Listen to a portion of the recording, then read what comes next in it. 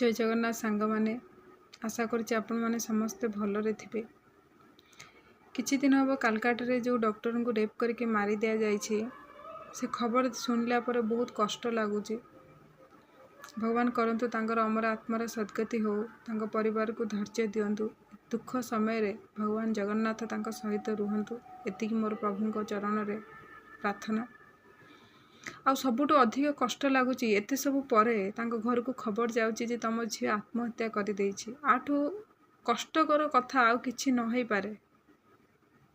आ जो माने दोषी धरा पड़िचंती से झील को जेमिति कलबल करिके ताको मारिचंती सेही भला तांको कलबल करिके तांको दंड दिया जाऊ, मृत्युदंड दिया जाऊ, जहा फल रे तार परिवार को से डॉक्टर को ताहा सहित सबु झील मानकु न्याय मिलिबो।